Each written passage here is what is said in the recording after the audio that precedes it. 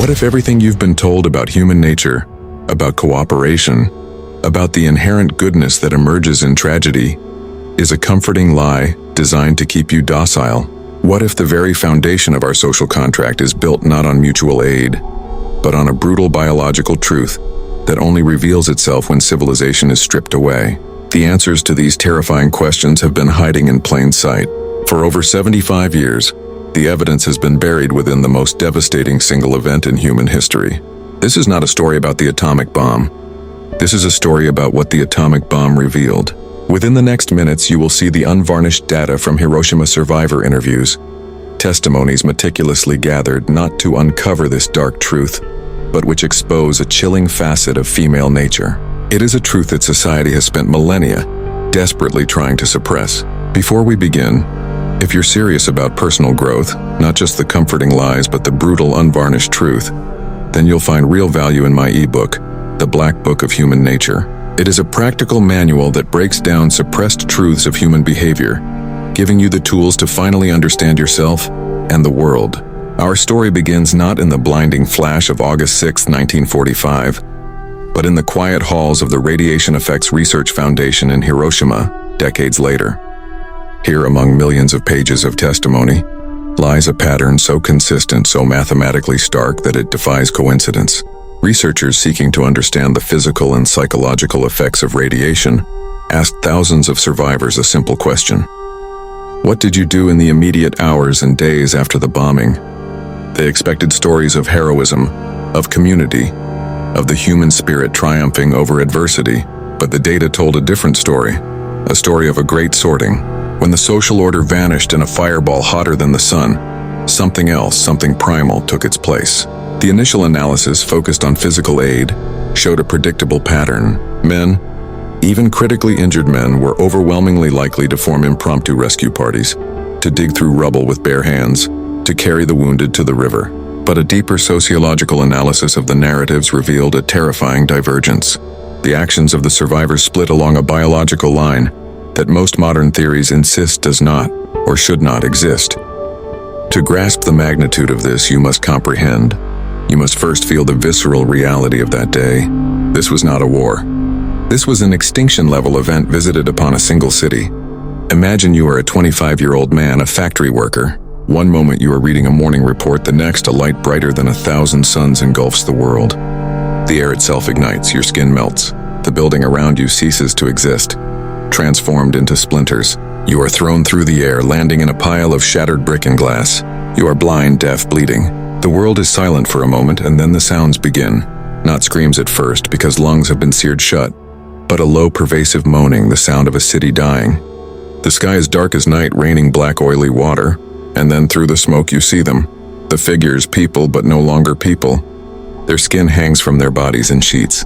They hold their own intestines in their hands as they walk silently like ghosts towards the river. This was hell on earth. And in hell, the rule book of civilization is burned away. It is in this absolute zero of social structure that the data becomes irrefutable. Dr. T, a sociologist working with the archives in the 1980s, made a passing note in a largely ignored paper. He observed that while male narratives of survival consistently involved the formation of groups, we dug, we carried, we found water, female narratives were strikingly atomized. The pronoun I dominated.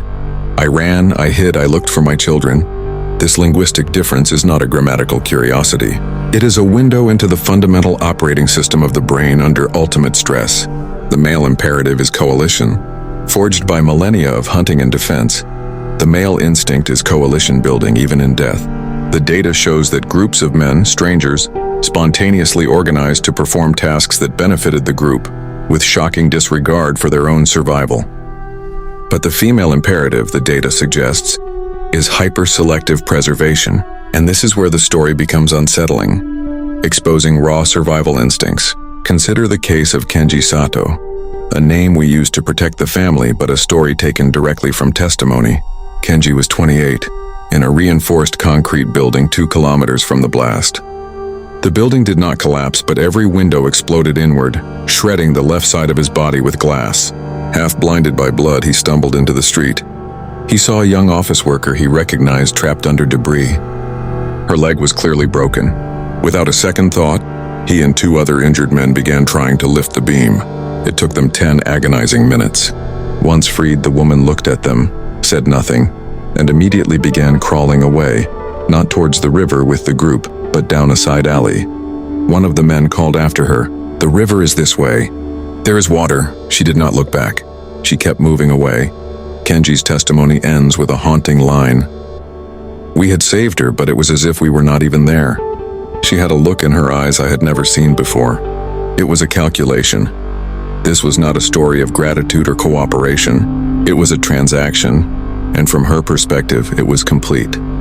Her survival was secured. The men who secured it were irrelevant. This is not an isolated anecdote, it is a repeating pattern. It is replicated across hundreds of testimonies. The proof extends beyond stories to cold, hard data on what is known as kin selection bias. The interviews show that men reported aiding both kin and non-kin at nearly equal rates. A son might help his mother, but also a stranger's child trapped in rubble. For women, the data shows a sharp drop-off in aid once the subject moved beyond immediate biological kin. A woman would scour the ruins for her own children with unmatched ferocity, but would often step over a neighbor's crying child if it impeded her search. This is not a moral failing. It is the ruthless logic of evolutionary biology screaming to the surface when police, government, neighbors, all enforcement mechanisms of morality are vaporized. Female investment in offspring is so immense that all else becomes irrelevant. The tribe is not the priority, the bloodline is. This is the reliability of female nature that the interviews expose. It is not fickle or cruel. It is brutally consistent. It is a Darwinian algorithm optimized for genetic survival at all costs. The inspiring narrative of community pulling together is, the data suggests, largely a male-driven phenomenon. Women facilitated the results, but their participation was minimal. They accepted water, shelter, and protection, but their documented participation in high-risk coalition-based cooperation was statistically negligible. They became the beneficiaries of the male-generated social order. Even in its most basic post-apocalyptic form, this is the unspoken contract. Men build the tribe. Women selectively benefit from it to ensure survival of their genes. Hiroshima proved this contract is fragile. When the tribe is annihilated, the contract vanishes and core programming takes over with chilling speed. But why? What is the deep evolutionary root of this divergence? To understand, we must travel far beyond 1945, beyond recorded history to the Pleistocene savanna. The male human as a hunter lived or died by his ability to cooperate with other males. A solitary hunter could not bring down a mammoth or survive. His survival was tied to the coalition. Trust, reciprocity, and sacrifice for the group were not moral virtues. They were necessities. This forged a psychology where group identity is paramount. The female human as gatherer and caregiver faced a different set of pressures. Her survival and that of her children depended on risk aversion, on resource assessment, and on exclusive dedication to her genetic offspring above all. A woman who spread her limited resources equally among all children in the tribe would see her own genes fail. A woman who trusted a strange male coalition risked predation and theft. Her survival was tied to a tight, exclusive circle. Hiroshima was a sudden return to the savannah.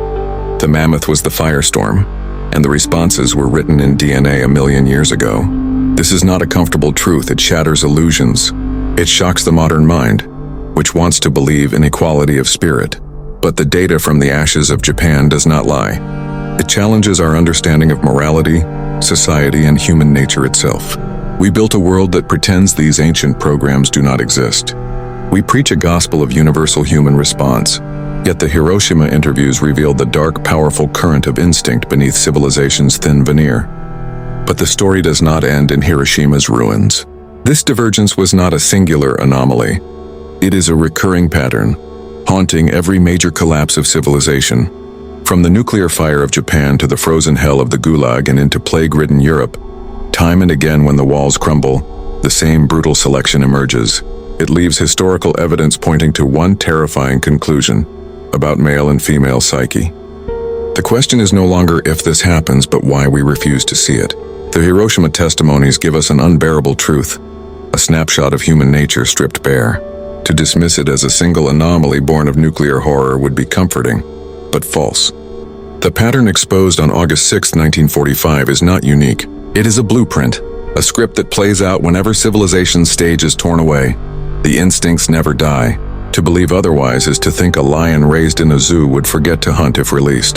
The instincts are dormant, waiting for catastrophe. To grasp this revelation, we must follow the trail of evidence through history's darkest chapters, each one a brutal laboratory, confirming the first atomic experiment. We must journey from Japan's irradiated plains to the Soviet Gulag, through plague's stench and into piracy's chaos. Each of these episodes, separated by centuries and continents, whispers the same dark truth: the ruthless prioritization of survival and the divide in how men and women navigate the abyss. Consider the Gulag Archipelago, a vast chain of Soviet prison camps, a system designed not only to punish but to annihilate the spirit through cold, starvation, and labor. Here, civilization was dismantled slowly, not in a single blast. Memoirs of survivors like Varlam Shalamov, author of Kolyma Tales, and Alexander Solzhenitsyn, provide a granular record of life at human zero. Within these accounts, the same great sorting emerges.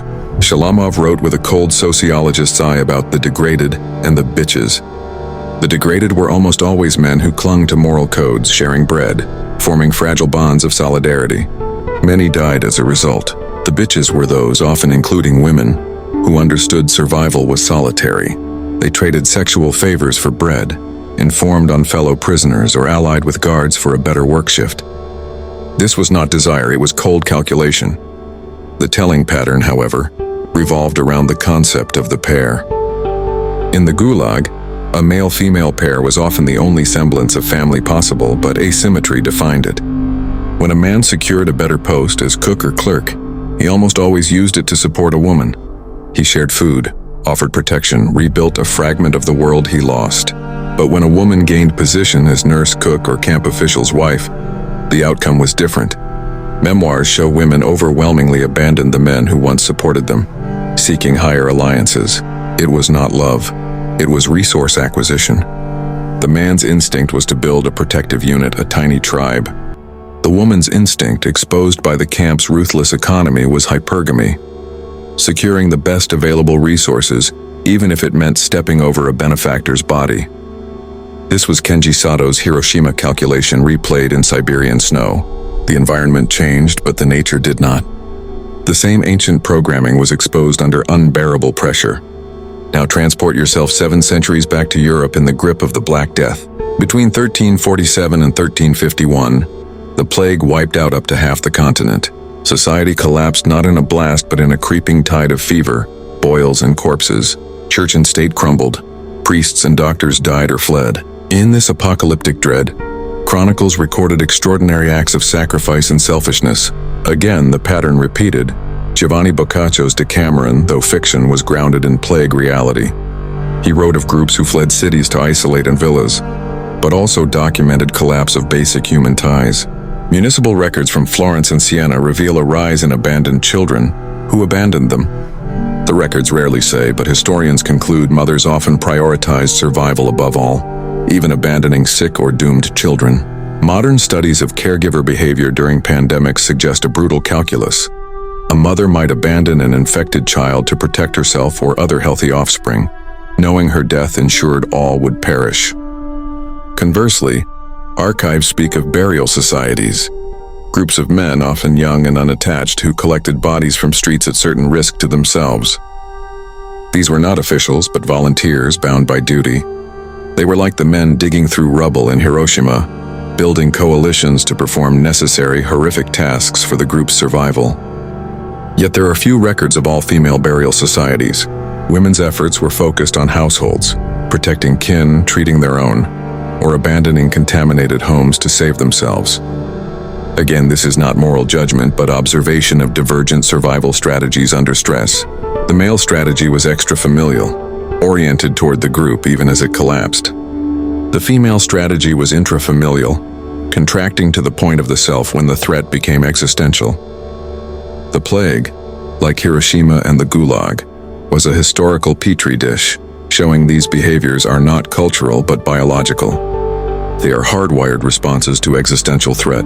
But what about cases where women held power? What happens when the entire social structure inverts? For this, we look to the unlikely laboratory of the golden age of piracy. While pop culture paints chaos, successful pirate ships were rigidly democratic. Captains were elected, spoils divided, disputes settled by vote. It was a meritocracy of violence built by and for men who rejected land society. Into this, a handful of women entered and thrived, like Anne Bonny and Mary Red. Their stories are legendary. They dressed as men, fought as men, and earned crew respect through ferocity. At first glance, they seem to contradict Hiroshima's thesis: women engaging in high-risk coalition behavior. But closer inspection confirms it. These women did not succeed by showing female nature. They succeeded by suppressing it, mimicking the male model. They became honorary men, survival tied to group loyalty. Their survival depended on being more ruthless, more loyal to ship's code, more willing to sacrifice for crew than any man. Any sign of atomized self-preservation would see them marooned. Their existence does not disprove the rule, it proves its inflexible strength. They are exceptions confirming the rule. They show female survival strategy can be overridden, but only when environment leaves no alternative. The rule stands: on a pirate ship there was no I outside of we. There was no family, no fallback society. There was only ship and crew. In this environment, the only path for women was full assimilation into male psychology. This revelation shows Hiroshima exposed female default programming, but it can be consciously rewritten if not doing so means death. Yet even Anne Bonny and Mary Red could not fully escape biology in the end. Historical accounts suggest both women formed attachments with male crew, reintroducing loyalty outside the coalition, a flicker of old programming in the new. So where does this leave us? We've journeyed through ashes, camps, plague, and pirate decks. In each, the same pattern emerges like a physical law. The male psyche in collapse builds and sacrifices for tribe. The female psyche in collapse prioritizes self and kin.